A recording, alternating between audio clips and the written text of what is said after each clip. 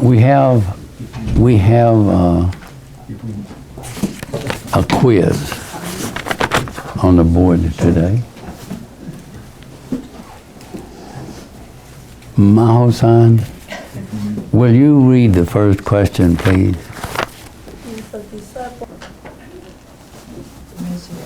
Resurrection. The disciples of Jesus expect his resurrection. We need to have Zarina here to write the quiz on the board.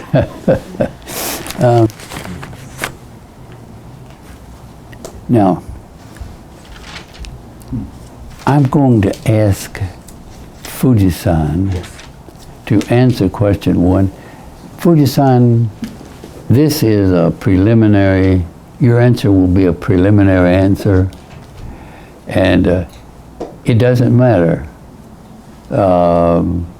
whether you give the wrong answer or not. It's just preliminary. And Excuse me, I hate to interrupt, but when I had tests under you 52 years ago, you never said, it doesn't matter. You mellowed. But we will, after reading some passages, I'll ask the question again. Okay, here. And that one counts.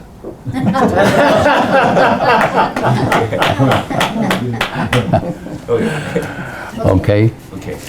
Will you just give your best idea about an answer to the question? Your best thought Do you think question number 1 is yes or no? in answer to the question. I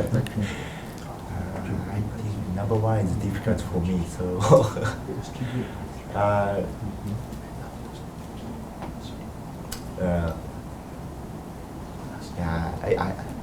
think number 1 is I cannot answer. Sorry. To tell the truth, yeah. All right.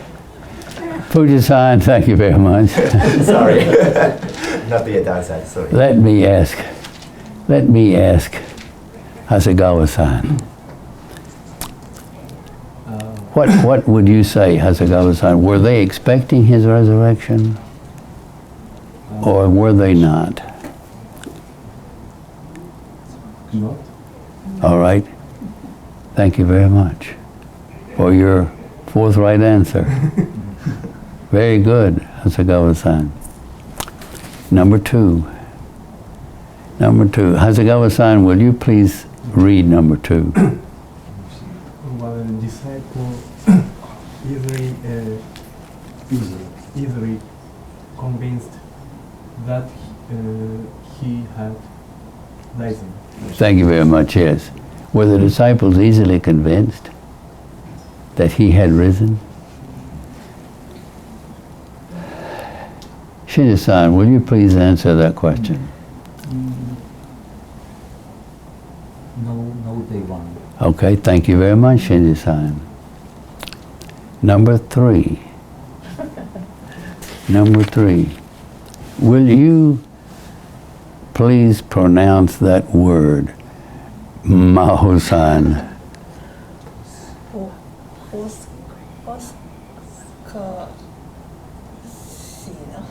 Russian. It's Russian. I don't know. What language is that, Maho-san? Russian. Russian, thank you very much, yes. Okay. What is Voskresenia? Voskresenia.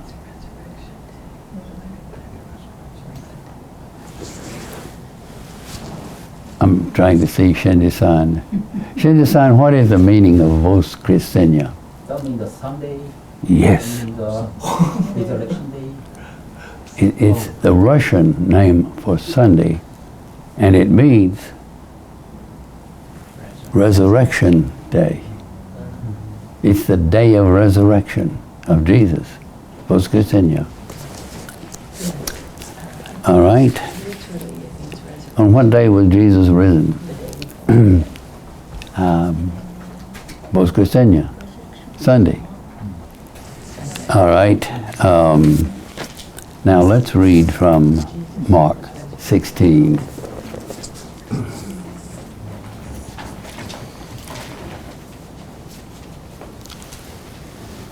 Hasegawa-san, would you please read Mark 16, start with verse 1. When the Sabbath was over, Mary Magdalene, Mary the mother of James, and Salome bought spice so that they might go to anoint Jesus' body.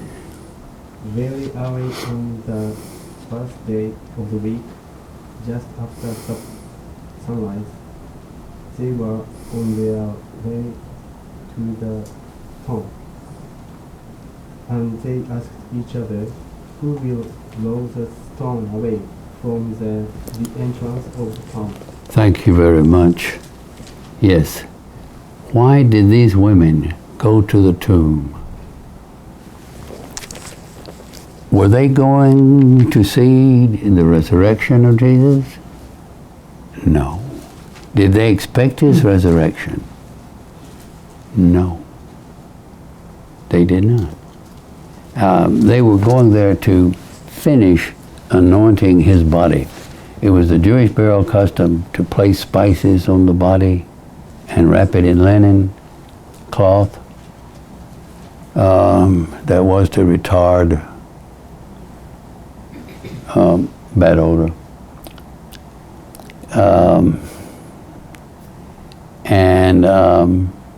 They were going there for that purpose. He had to be buried quickly because the Sabbath day was approaching, and they didn't finish placing spices on his body. They were coming for that purpose. They didn't expect to find that he had risen. Now, let's turn back in Mark to chapter 9. Chapter 9, verses 9 through 10. Mark 9, chapters 9 through 10. Shinji-san, will you please read Mark 9 and 10? 9 and 10. They kept the matter to themselves, discussing what rising from the dead meant. And they asked him, why do the teacher of the law say that Elijah must come first? Well, thank you very much, Shinji-san. As they were coming down from the Mount of Transfiguration, Jesus gave them orders not to tell anyone what they had seen until the Son of Man had risen from the dead. They kept the matter to themselves, discussing what rising from the dead meant. Jesus had told them he would rise, but they couldn't digest it. They thought the words must have had some figurative significance, but they couldn't figure out what they meant. What figurative idea was he expressing? Now, in chapter 8, after Jesus had been confessed as Christ for the first time by his disciples, verse 31, he then began to teach them that the Son of Man must suffer many things and be rejected by the elders and priests and teachers of the law, and that he must be killed, and after 3 days rise again. He spoke in plain words, but they could not accept the fact that he was going to be rejected and killed. He's the Messiah, and the Messiah will not be rejected and killed. It can't happen to him. So, reference to the resurrection they couldn't understand because they couldn't accept the fact of his death. So they were discussing what rising from the dead meant, what figurative ideas couched in those words. All right, we return to Mark 16. They brought spices. They came to the tomb to finish the work of anointing the body of Jesus with spices. When was that? It was very early on the first day of the week. The first opportunity they had to return to the tomb and finish the task, they came. Very early on the first day of the week, after sunrise, just after sunrise. And they were asking each other, who will roll the stone away from the entrance of the tomb? The tomb was cut out of rock.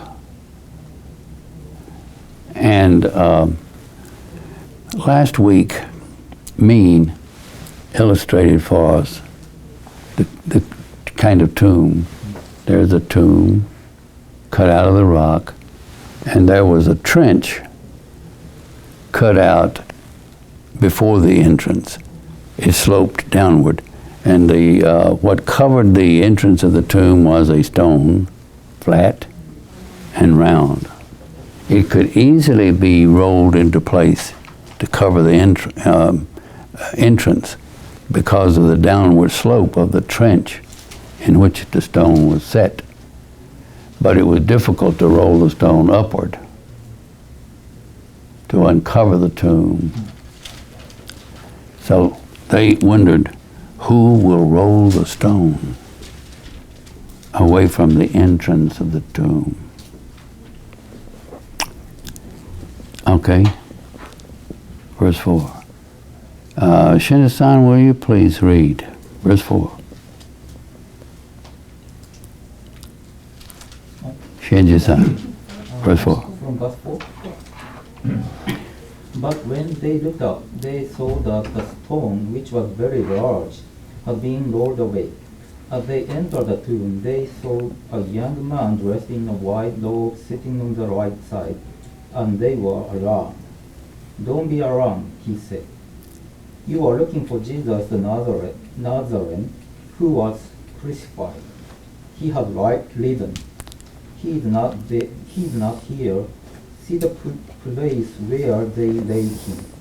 But go tell his disciples and Peter, he is going ahead of you into Galilee. There you will see him, just as he told you."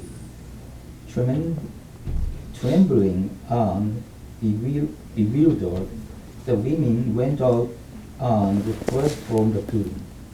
They said nothing to anyone because they were afraid. Thank you very much. Yes. Now, they found the tomb empty. They expect to find the body of Jesus still in the tomb, but the tomb was empty. And they did not conclude at once that he had risen. And they were bewildered. They didn't know what to think had happened. Jin-san, what does bewildered mean? Confused. Confused, yes. All right, let's turn back to Matthew's Gospel. What is the explanation of the fact of the empty tomb?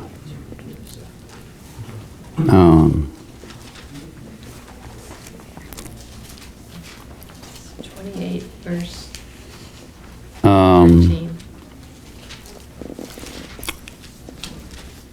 Okay, let's read from Matthew 28. Start with verse 11. What chapter? Chapter 28. Chapter 28. Start with 11. Well, let's read something before that. Let's read from Matthew 27.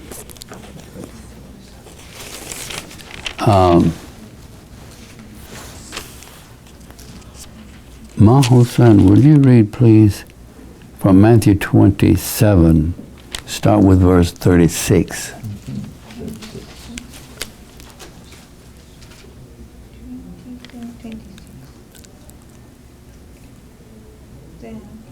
he released Barabbas to them, but he had Jesus flogged and handed him over to be 36, not 26. 36. 27:62. 62. Sorry. That's all right. You want verse 62? 27:62. Okay. The next day, the one after preparation day, the chief priests and the Pharisees went to Pilate. So they said, "We remember that while he was still alive, the deceiver said, 'After 3 days I will rise again.' So gives order for the tomb to be made secure until the 3rd day. Otherwise, his disciple may come and steal the body and tell the people that he has been risen from the dead. This last deception will be worse than the first. Take a guard." Pilate answered, "Go, make the tomb as secure as you know how."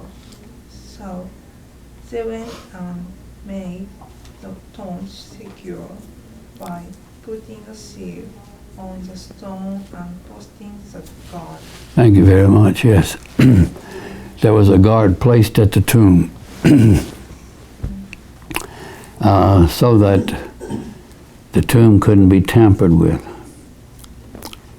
All right? And there were guards posted. It was protected by soldiers of the Roman army. Okay, now, 28:11. 28:11. Fuji-san, will you please read? Matthew 28. Pardon? Matthew 28. 28, Matthew 28, Thank you. 11. Okay. While the women went on their way, some of the soldiers guarding the tomb went back to the city and told the chief priest everything that had happened. The chief priest met with the elders and made their plan. They gave a large sum of money to the soldiers and said, "You are to say that his disciple came during the night and stole his body while you were asleep.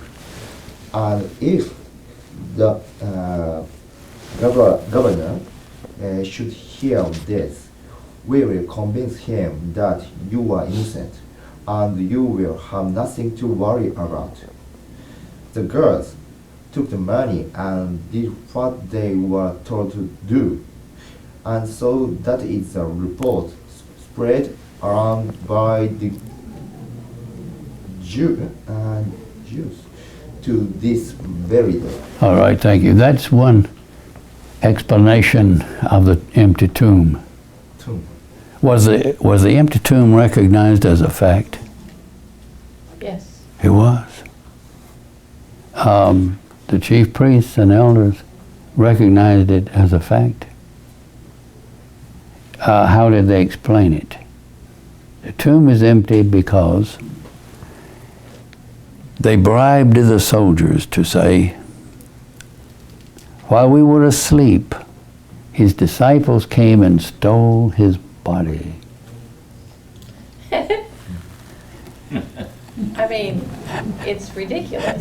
It is indeed The ridiculous. stone was so heavy, it would have taken at least 2 men to roll it. Yes. And there's no way soldiers are going to sleep through that. There's no way that that wouldn't have made some noise. Okay, now, what do you think would be the punishment for a soldier falling asleep while he was supposed to be on guard duty? Yes. He would be harshly dealt with. So what do they tell the soldiers? If this report gets to the governor, don't worry about it. We'll convince him that you're innocent. Well, they gave him a bunch of money, Yes. too, which, if they really thought that they were guilty of falling asleep, they wouldn't have done all of that. No. No. No. But what can you, if you went into court to testify about something and you said before the court, this happened while I was asleep. I can testify to this. McKay-san came into my house while I was sleeping and robbed me.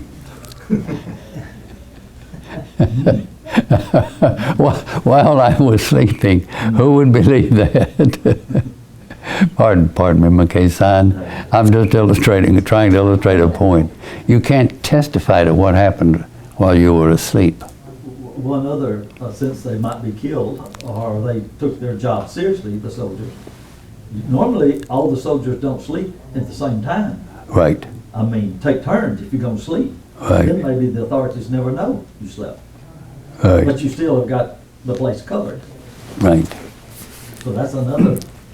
Thank you very much, McKay-san. So the chief priest thought they ought to have some story to explain the fact of the empty tomb. The tomb was empty. That is a fact. All right, Luke. Let's turn to the next gospel after Mark, Luke.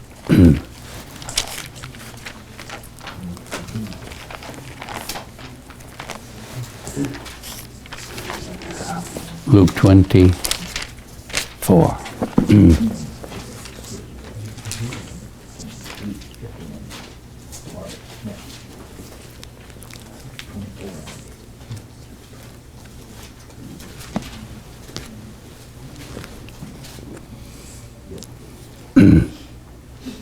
Okay, let's start reading with chapter 23 and verse 53. 23:53. Joseph of Arimathea took down the body of Jesus from the cross, wrapped it in linen cloth, and placed it in a tomb cut in the rock, one in which no one had yet been laid. It was preparation day, that is, the day before the Sabbath. It was preparation day for the Sabbath, and the Sabbath was about to begin, so they had to hurry to get him buried before the Sabbath. When did the Sabbath begin? Sundown Saturday night or Friday night. Yes. From sundown, the Jews counted the day from sundown to sundown. Thank you very much. 55. The women who had come with Jesus from Galilee followed Joseph and saw the tomb and how his body was laid in it. Then they went home and prepared spices and perfumes. Spices and perfumes. But they rested on the Sabbath in obedience to the commandment. They couldn't do any more because the Sabbath was about to begin. They waited for the first day when they would go to the tomb and finish placing spices on his body. Very well. Fuji-san, will you please read 24:1? Very early on Sunday morning, the woman went to the town, carrying the spice they had prepared. They found the stone rolled away from the entrance to the town. So they went in, but they didn't find the body of the Lord Jesus. They stood there puzzled about this, when suddenly 2 men in bright shining clothes stood by them. Full of fear, the woman bowed down to the ground, and the man said to them, Why are you looking among the dead for one who is alive? He is not here. He has been raised. Remember what he said to you while he was in Galilee. The Son of Man must be handed over the sinner and be crucified, and 3 days later rise to life. Then the woman remembered his words, returned from the tomb, and told all these things to the 11 disciples and all the rest. The woman was Mary Magdalene,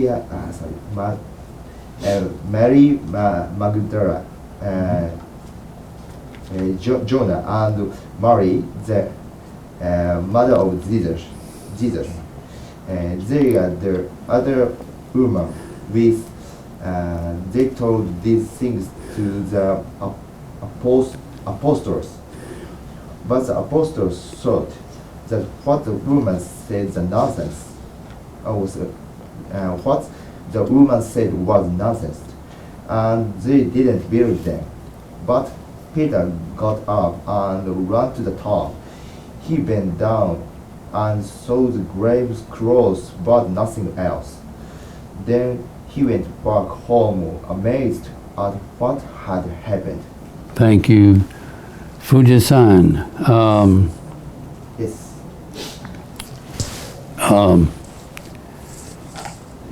The women were Mary Magdalene, Joanna, Mary the mother of James, and the others with them. And these women came and told the apostles what had happened. Verse 11, but they did not believe. And the women, because their words seemed to them like nonsense. You have a little different version. Would you read verse 11 again? That's okay. It's all right. Your version is fine. Would you read verse 11 again, please? 11, okay. But the apostles thought that what the woman said was nonsense, and they didn't believe them. Yeah. They thought that their words were nothing? Nonsense. Nonsense. Okay, thank you very much. Nonsense. And they didn't believe them. Jesus has been risen. Jesus has risen. They didn't believe them. They said it's nonsense. Question 2 of the quiz. Were the disciples easily convinced that Jesus had been raised? No. No. Were they expecting his resurrection? No.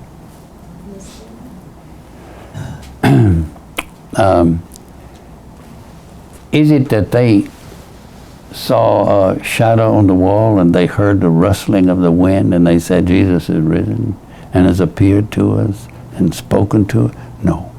No, nothing like that.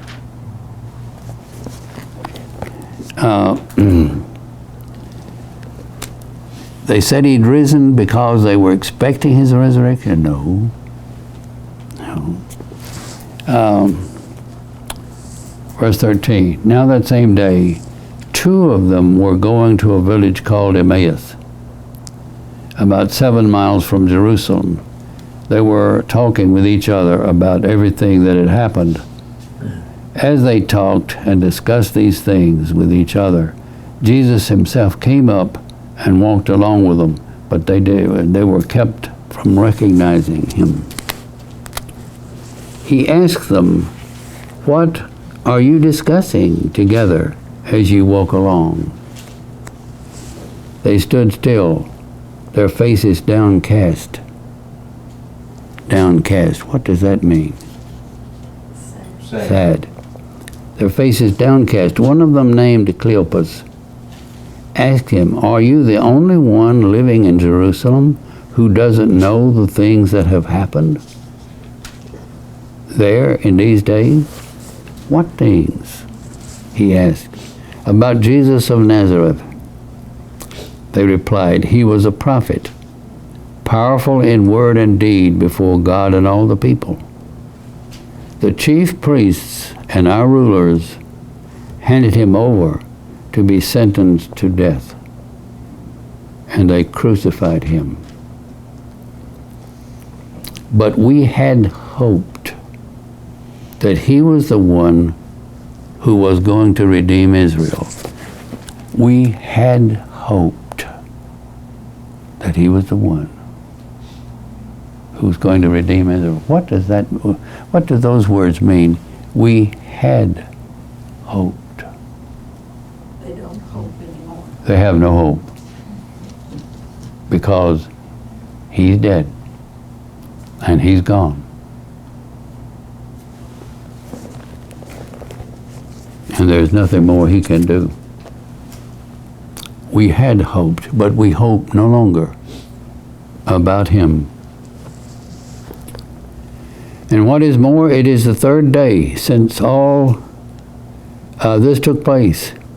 In addition, some of our women amazed us. They went to the tomb early this morning, but didn't find his body. They came and told us that they had seen a vision of angels who said he was alive. Then some of our companions went to the tomb and found it just as the women had said, but him they did not see. He said to them, "How foolish you are, and how slow of heart to believe all that the prophets have spoken. Did not the Christ have to suffer these things and then enter his glory?" And beginning from Moses and all the prophets, he explained to them what was said in all the scriptures concerning himself. Then let's move on to verse 36. Verse 36. Maho-san, would you please read 24 and verse 36.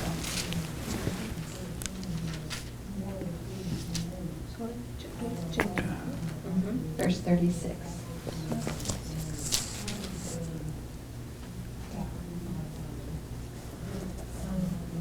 While they were still talking about this, Jesus himself stood among them and said to them,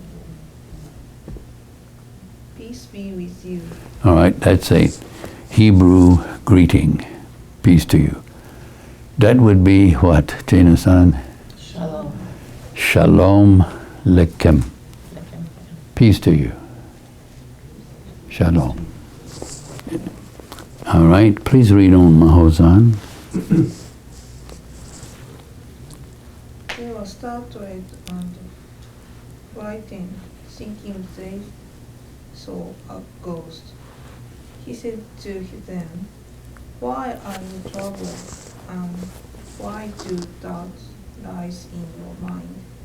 Look at my hand and my feet. It is I myself. Touch me and see. A ghost does not have flesh and bone, as you see I have." Thank you, Maho-san. All right. Question 2. Were the disciples easily convinced that he had risen? Did they expect his resurrection? When he appeared to them and said, "Shalom Aleichem," they thought they had seen a ghost.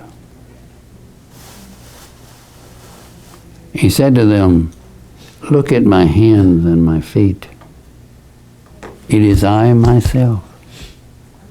Touch me and see.